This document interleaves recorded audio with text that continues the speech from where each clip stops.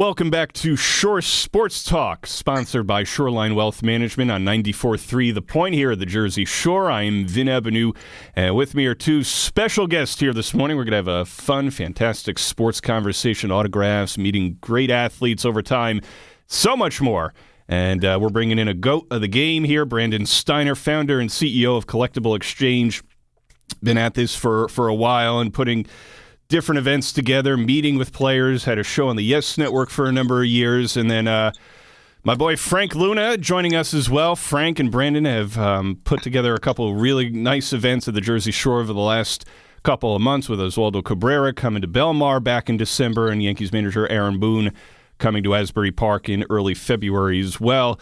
Gentlemen, it's been those were two big-time great events and everything, and I know I'm looking forward to whatever's to come in the future here, but with bringing Oswaldo Cabrera, with bringing Aaron Boone to the Jersey Shore, and bringing them in front of a lot of Yankee fans here in Monmouth and Ocean County, what was it like in putting those events together and bringing those big names here?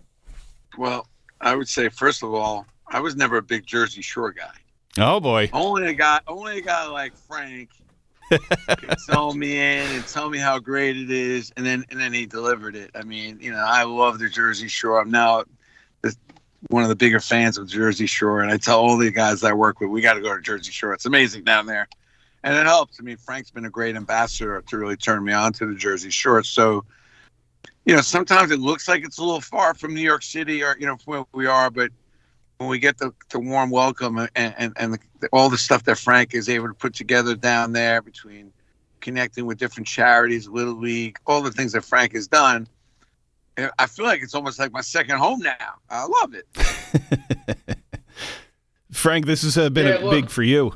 Yeah, Vin, and I can't thank Brandon enough for what he said. And, I do view myself in a way as an ambassador of the Jersey Shore. It's an area that we love. We're born and raised here. It's got that lunch bucket mentality, good, hard work, and honest people up and down the coast. And, I just value the opportunity to work with guys like Brandon Steiner, to bring, guys like Aaron Boone and Oswaldo Cabrera. I mean, they're two active members of the New York Yankees. I don't think we've had that in this area in, I can't even tell you how long. And, yeah, without Brandon's trust and faith in, some guy he didn't even know back in November,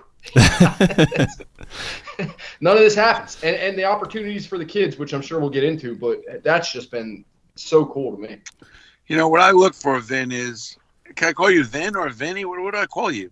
You can call me Vin. I have cousins that call me Cousin Vinny, so I got that going. There you go. All right, Cousin Vinny. I thought you were going to say something else, but we'll go with the Cousin Vinny. All right. I'm sure people call you better or worse.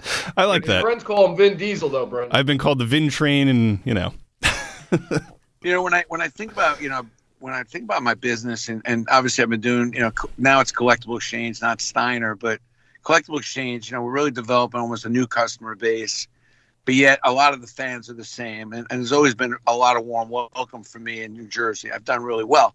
But what I look for is people that are curious. Like when I'm trying to develop new partnerships and relationships, as I have over the last 3 years, particularly moving away from Steiner into my new company, Collectible Exchange, it's like what I loved about Frank and what I love is his curiosity level. I don't know if he really knew what the hell he was doing when I met him, to be honest with you, but I like the fact that he admitted that. And he's like, Brandon, show me the way and I'll do it.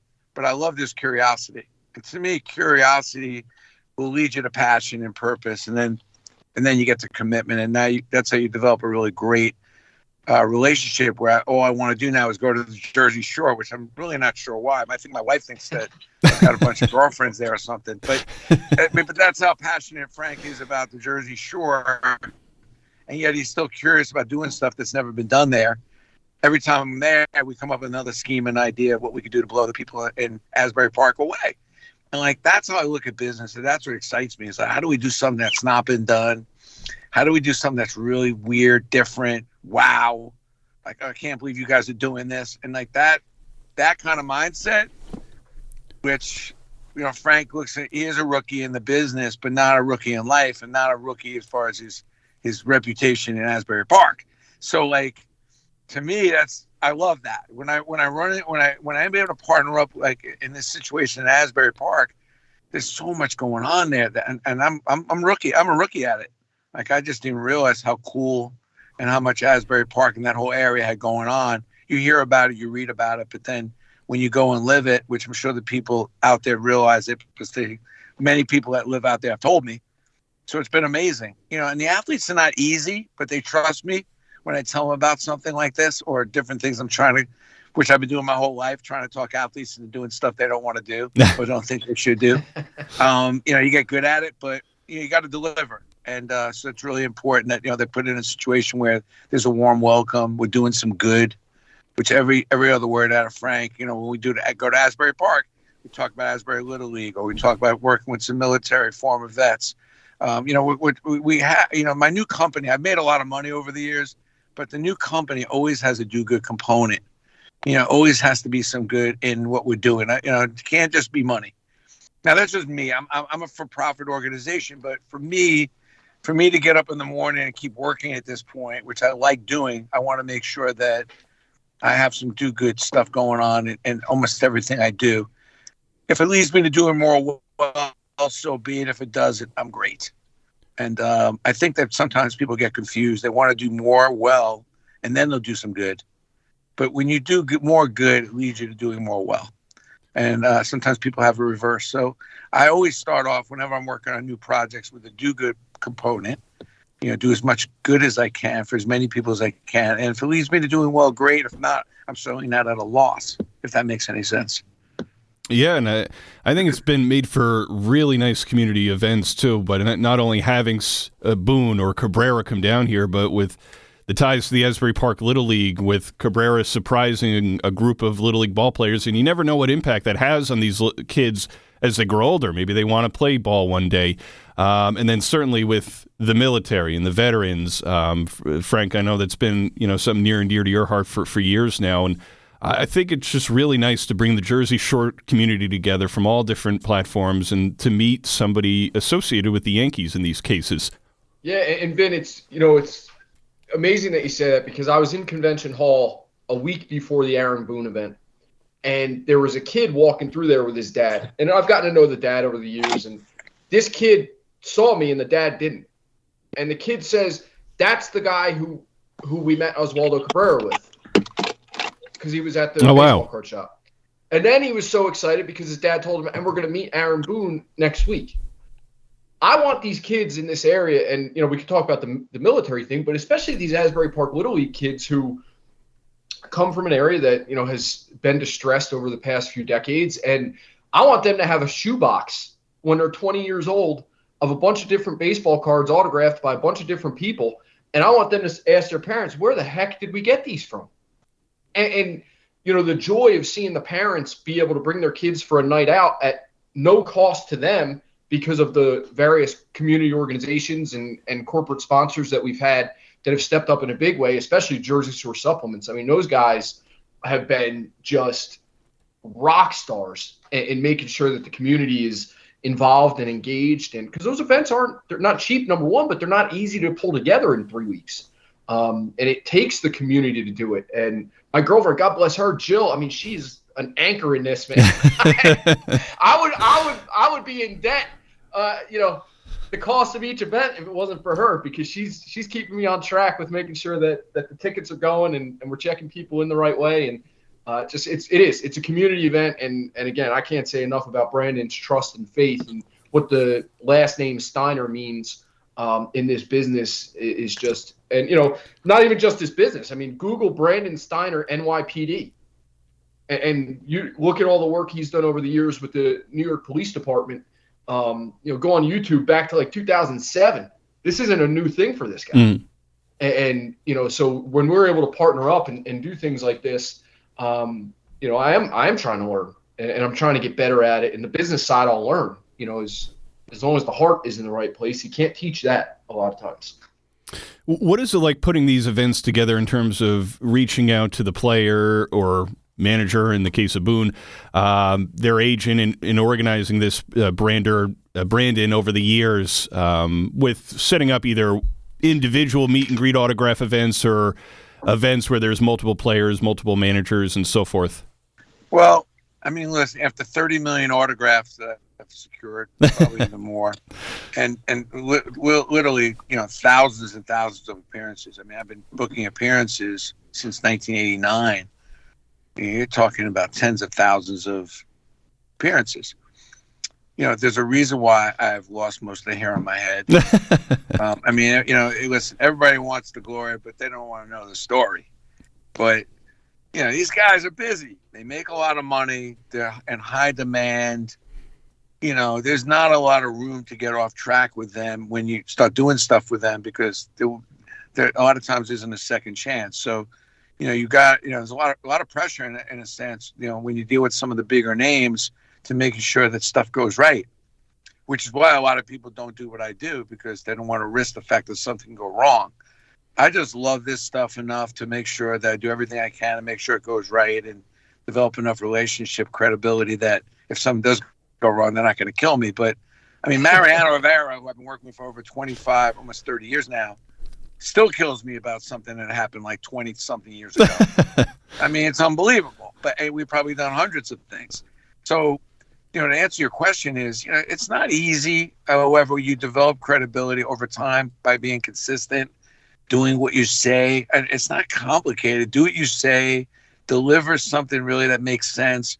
And my whole theory behind selling and to answer your question is value proposition is, going to players that I know are looking to do certain things that match up to the things I'm trying to sell them in on. I don't want to go to a Red Sox fan and pitch him some Yankee stuff. Right.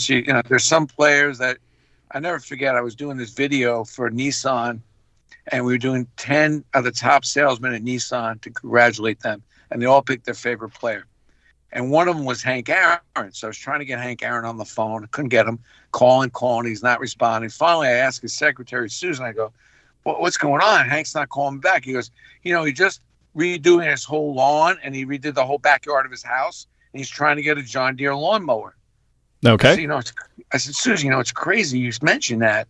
I got an unbelievable solution for him. Put me on the phone with him for 1 minute. Tell him I got a great solution. I get on the phone with him. I go, Hank, you're not going to believe this, but I'm working on a deal with John Deere and also Nissan. I can get you a brand new John Deere lawnmower within a week Wow. to your house. He goes, what do I got to do? I said, I just need to do this video for Nissan. So I'm going to pay you some money and get you a John Deere lawnmower. He goes, well, send the video cameras over. You promise you can get me the John Deere? Yeah. So, you got to find out what the players want and what they're looking for. It's really important. Sometimes people forget. They're human beings. They have needs and wants and helps with certain things. So I try to match it up. And that's kind of been my game, to answer your question.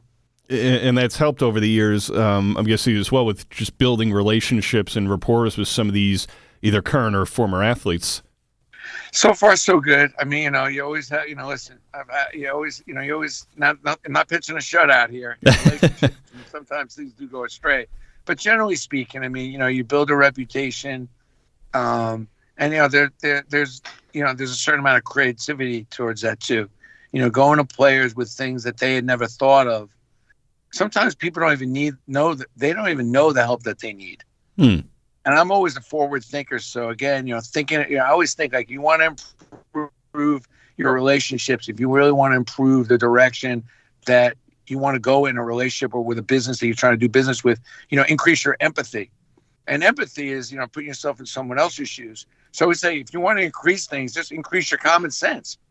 Think about what other people are thinking about. So I actually put myself in a Major League Baseball player's shoes, which I know I would never be a Major League Baseball player, but can you imagine what it's like to be one? Can you imagine what it's like to be a professional athlete with a pressure on them to produce, knowing their career could be short, knowing they got a million people coming at them? Everybody needs help. The question is, can you put yourself in their heads as opposed to staying in your head? And I always say, if you can produce value, and that's kind of my trick, and value is what you can do for someone they can't do for themselves. So I'm always thinking, what value can I produce for somebody that they can't do? And I become a little more attractive that way. And that's what keeps me going all these years, is putting what they want ahead of what I want. And believe me, for me, it hasn't been an easy road. I mean, I started this business opening up fan mail for like 30 different athletes. You know how humbling it is, opening up envelopes day after day for months at a time, hoping to find an appearance in one of those envelopes. It's a fun way to go through the mail. It's insane. But, you know, players felt guilty. They had all this fan mail. This was before the internet, boxes and boxes. LT had 50 boxes of fan mail. And even LT, as big and bad as he was a really soft soul. He did not want to throw away that fan mail. I went through every letter, everything in every one of those boxes, found a few appearances. Unfortunately, saw some sick kids that we were able to send letters to, notes to. And it gave me a reason to be in front of Lawrence a bunch of times. Oh, wow. He was a big name at the time, you know? Yeah.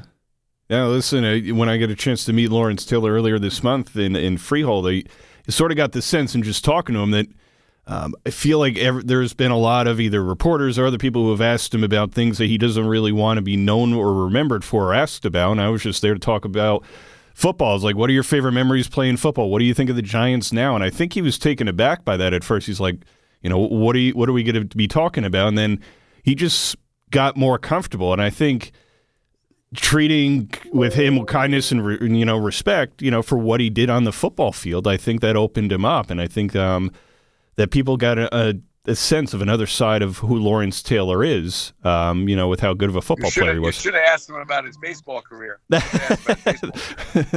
Lawrence was a catcher, and he always said, when I hit the ball, they didn't say I got it.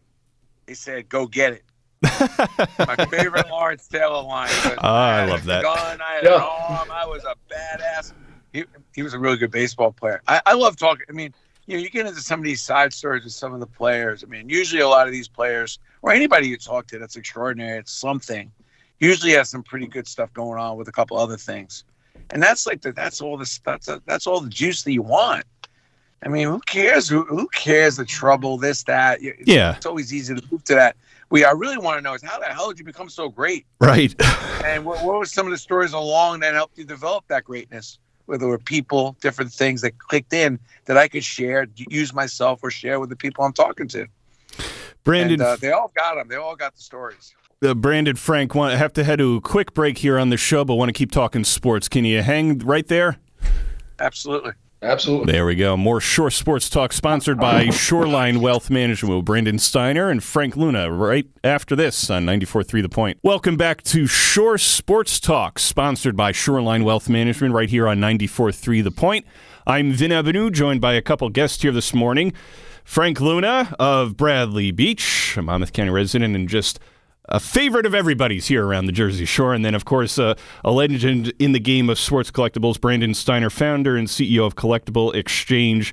We've been talking about the two events that they put on with bringing Oswaldo Cabrera and Aaron Boone to the Jersey Shore and just some different stories over the years of working with different athletes. And towards the end of the last segment, we were talking a little bit about Lawrence Taylor and some off-the-field stuff. I'll say this. When we were lining up, when he was going to sit down to start signing autographs and meet with fans in Freehold, he got a call from Bill Parcells. He's like, hold on. He's like, Parcells is calling. He's like, hey, Coach, how's it doing? He's like, I know why you're calling. You're calling me. My birthday was yesterday. You want to wish me happy birthday? He said, Leonard Marshall was sitting right next to him. He's like, here, say hi to Coach. And then a couple minutes later, he's like, give me back that phone. So I just thought that was like a cool little thing. That's like, what happened when you met Lawrence Taylor? Like, well, he happened to get a call from Bill Parcells at the time, and we were standing right there while he was doing it. So, in over the years, for either of you, a question, with any of the athletes or sports professionals that you've met over the years, are there any stories that you'd like to share with things like that have happened kind of along the way, either meeting them or during an event? Hold on a second. First of all, if you Google Brandon Steiner, Lawrence Taylor, Bill Parcells on YouTube, you'll see one of the best interviews I've ever done. And there are hundreds of them on there, but and you'll see an interview that I barely talked. It's about 30 minutes. Oh, wow. I don't think I have many more. The two of them went at it. You will laugh your ass off. It is hysterical. The two of them could run a comedy show.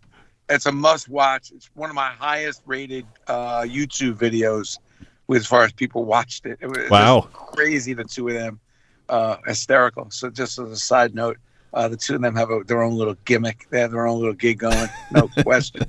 That's Frank, awesome. You go ahead, man, because, I could tell stories all day. So, yeah, first of all, I always think back to like meeting Mariano Rivera at an event Brandon put together when I was probably in my early 20s. I think back so fondly on that. But I'll tell you what's been amazing. And I had kind of, probably because of my time in the military, I was just kind of taken away from sports for a while. I wasn't as plugged into what was going on in baseball. And I grew up born and raised a Yankees fan to, Don Mattingly, Paul O'Neill. These guys were my life idols in so many ways. And obviously the Jeters and Marianos of the world. But I had gotten tickets to a Yankee game from one of my neighbors here in Bradley Beach. And there were 4 seats in right field. And I forget the exact section we were in, but like a good 40-year-old guy, I had my glove on in the bottom of the 8th inning. Yeah. And I'm there with Jill and her children, Layla and Henrik. And we're sitting there, and the Yankees are up, 5 runs, whatever it was. And Andrew Velazquez steps up to the plate. And he rips a home run. And if you watch this video, man, I'm not trying to brag because, I peaked in high school as far as baseball was concerned. But I caught this ball on a fly. Andrew Velazquez, first home run, kid from the Bronx. And what happened after that, security came down and they wanted the ball back. And I just gave it back. I wasn't in negotiation. I just said, look, I talked to Eddie Festuke, who's the security guy with the Yankees, who every Yankee guy knows. And I said, Eddie, the only thing I could ever ask for is that the kids get to give them the baseball. I didn't want I wasn't – he said, look, because of COVID, we can't do that right now, but we want to bring it back next year when we'll bring it on the field for batting practice. So Jill, myself, and her children got to go on the field last year, I guess, for batting practice for the Yankees. At this point, Andrew Velazquez is on the Angels. So Eddie even worked with us to make sure we were there when the Angels were in town. And we got to meet Velazquez in the Angels dugout for about 10 minutes. That was like amazing, right?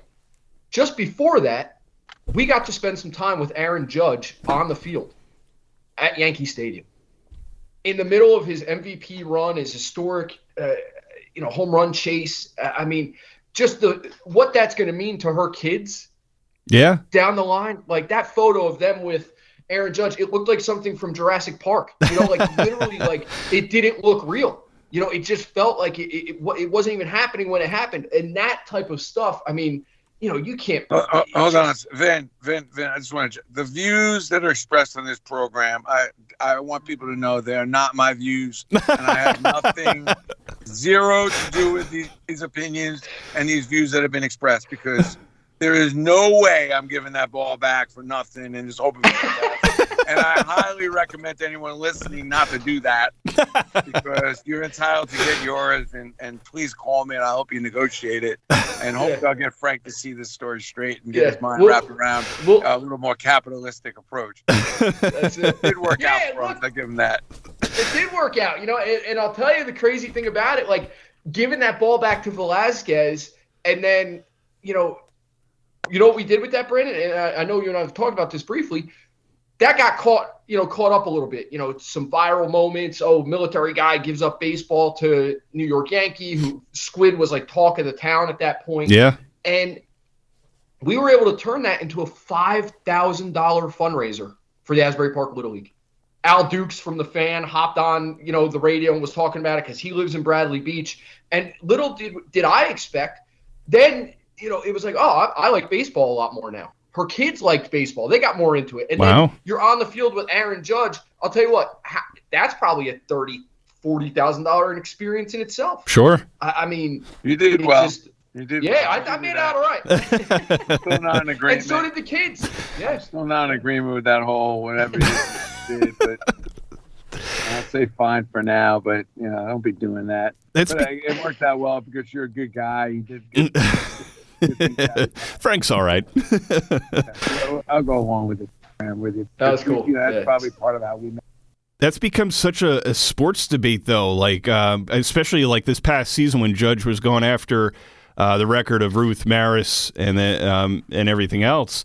Of like, okay, if you catch this home run ball, what would you do with it if you happen to catch it? Would you give it back to him? Would you negotiate a price? And I think it got a lot of people talking. Like, if you. And not just a home run. If you're in baseball and you happen to get a ball or a piece of memorabilia from a a game, like maybe David Wells' perfect game back in '98, what would you do with that piece of memorabilia if the player wanted it itself? Would you negotiate a price? What would you ask for? Have you seen a lot of that, Brandon, over the years, with people trying to figure out what they would ask for, what demands they would want in exchange for giving the ball or a bat back? Absolutely. I mean, we had that whole debacle with Derek Jeter's 3,000 hits. Oh yeah. We had taken care of Derek on all his 3,000 hit stuff ahead of time, and then sure enough, the one thing we didn't account for is him hitting a home run. So now we got to get that ball back because we kind of owe it to Jeter because he's already. We've negotiated a deal with him, to give him everything he wanted in exchange for him getting back, us getting back a bunch of autographs and other stuff. So sure enough, he gets a home run. Of course, Derek and that was a debacle. But you see all this stuff happening. What's amazing about the ball that Aaron hit? You get this multiple choice. I looked at it like when stuff like this happens, you got A, B, C, D. This moron who caught the Aaron ball, this idiot. And I don't really like to attack people that I don't know, but what the hell? Let me throw this guy under the bus because he's a moron. I mean, he did none of the above. Like, that wasn't an answer. None of the above was. And he didn't even do what Frank did, which would have been cool. Give him the ball back. And there probably could have been some cool stuff to get along with that or sell the ball, whatever. But what I would have, he held on to the ball. And then he got a lot less money for the ball than he probably should have gotten and could have gotten. But what I would have done, knowing the kind of season that Judge had, is I would have partnered up with Judge. I would have gone to Judge because I don't think Judge really cared that much about the ball. But if I went to Judge, who's just getting his foundation started, and said, Aaron, why don't we do this? Let's get this up. Let's have an auction. I'm going to donate this ball. By the way, the donation, and the guy was a pretty wealthy guy, so that tax write-off would have been the same amount of money, whatever the ball sells for. So he gets his tax write-off. He would have got all the bells and whistles, and now he's got a relationship with Judge, which he probably could have talked Judge into doing something for him personally to make it up. Sure. For giving him the ball. He gets the tax write-off and all the notoriety and ends up with the same amount of money. The ball probably would have sold for $3 million. He ends up getting $1 million. $1 million. So he goes and donates that ball right away to Judge, gets a $3 million tax write-off, gets Judge to do something for him, and then does some good because he's raised a bunch of money for Judge's foundation, and now he has a relationship with the big dog. I mean, that was just one of my 4 multiple choice answers. So, yeah, I mean, listen, I don't know a whole lot about a lot, you know what I mean? I definitely can order coffee and Dunkin' Donuts, and I can make a ham and cheese sandwich, and I know a lot about sports marketing collectibles. After that, my wife will agree with this. I'm an idiot. I don't know much. I mean, it's like I'm not that smart. I'm not that smart to begin with. But what I do know is when you catch a foul ball, I definitely know what you need to do. And when I go to a stadium, I know how to monetize every last little thing in that stadium. I mean, down to the stuff in the sewers. I mean, from the bricks to the grass to the dirt, everything. Like, if you're in doubt, you just call me. But, a guy like that, he just got so caught up in the moment. And as Frank did, it's like, so when great things happen, you can decide to get caught up in the moment and just respond accordingly. Or you can take a step back outside yourself, go to somebody who knows what they're doing, and then take the best advice of how to monetize, capitalize, or maybe a part of it doing the right thing. Yeah. I like even my first choice, like partner up with Aaron Judge, man. Yeah. Yeah. And Brendan, that was even in my brain too, because I had people coming up to me like, you got to get money for that ball. And I knew I had about a 5-minute window. And in my mind, I was like, look, am I going to be the guy? Let's call that ball, I don't know, Velazquez first home run ball, $5,000, $10,000, $20,000, whatever it is, right? I wasn't going to be the guy who left that stadium trying to negotiate with that kid who was in the Bronx, born and raised, pinstripes, parents there. I was not going to be the guy in the New York Post the next day who was like holed up trying to get $5,000 out of Andrew Velazquez's family. His dad's a cop, an NYPD guy. I mean, you can't write that story. And so even so, I'm like, what? I just wanted to give it to the guy. And I knew somewhere in there, and, you're ignorant to suggest that you're not thinking somewhere like, oh, something cool is probably going to happen because I just gave it up. Frank, I gave Jeter the ball. Yeah. But I monetized it too. Like, exactly. You could give him the ball, but I would have asked him for maybe a game used bat, a jersey, and a meet and greet. Well, now that I know you, there's a lot of ways to skin it, and obviously it's easier for me to sit here and backseat drive, which I love doing. But at the end of the day, listen, these guys make a lot of money. These teams make a lot of money. And then there's the personal part of it, and believe me, a lot of people agree with you, Frank. I'm not the majority. Oh, yeah. You're the majority. A lot of people, if you poll them, which maybe Vinny's going to do, he'll poll them. I'm telling you that a majority of the people would say I'm with Frank with what he did, love what he did. I would do the same. I'm a minority. I get it. And I'll have to live with that one day, whether that's good or bad. That's my position. But I would say, yeah, give him back the ball. But I want something monetarily. I sat in the seat. I caught the ball. My luck. And I want some things back. Do I was just happy. Yeah. But him giving you a game-used jersey or one of his game-used bats and a meet and greet would have been no big deal. And then you could decide what to do with those products. I am just happy I'm not the guy who had a glove on and missed it. Oh, yeah. Drop that ball. Oh, my God. Oh, yeah, like the guy trying to catch Judge's home run in Texas. Oh, boy. Exactly. Yeah, man. Yeah, just flew into behind the fence. I love Velasquez, but I mean, I got my Jeter dive picture up here. That's a Steiner piece. I mean, come on, man. I got an alligator tail from when I went swimming with an alligator. What's great about all this is that it's memories that matter. It's like we're talking about a baseball and catching a baseball at a game, and I mean, it's just one big game, and the fact that we can laugh and have fun, and there's some monetary value to some of this on top of it. I'm so grateful. Honestly, like to think that I would be sitting here at my age, knowing as crazy a sports fan as we were as kids, as I was, and think that this is how I'm going to make a living is just outrageous. And I'm so grateful. And the fact that I can have this conversation on a somewhat serious level is outrageous. But I enjoy it, and it's fun. And I would say, when it's all said and done, again, Frank, you're not the minority when it comes to doing the right thing on something like this. But I'm more of a, it's my business and it's a capital approach. And, it's nothing wrong with it. I remember Phil Rizzuto telling me a story. I represented Phil with his Hall of Fame run for 7 or 8 years. And he hits this game-winning home run. He's rounding the bases, literally a walk-off home run. And Phil didn't hit a lot of home runs. He was, he's going crazy. He's rounding the bases, and somehow his hat flies off. And he goes into the locker the next day after his game-winning home run. There's a note in there, and he figures, it's something from ownership. He's figuring they're congratulating him, and they tell him he's owed $4.50 for the hat he lost. It's amazing how things do change. Yeah. It's like, gosh, yeah. Exactly. And same thing with Wetland, by the way. Like Wetland, like Mark Teixeira in 2009 gave the ball back, even though that last ball in the final out. New stadium, could have got 6 figures, gives it to ownership, gave it to Steinbrenner for no big deal. John Wetland held on to that ball, didn't sell it after he won in 96. Everybody's got their different view. Right. Like the ball I wanted was when the Red Sox won, the curse that got broken, and that was the ball. It was Mankiewicz that got that Mankiewicz held on to that one. Tried so hard to get that ball, man. Oh God.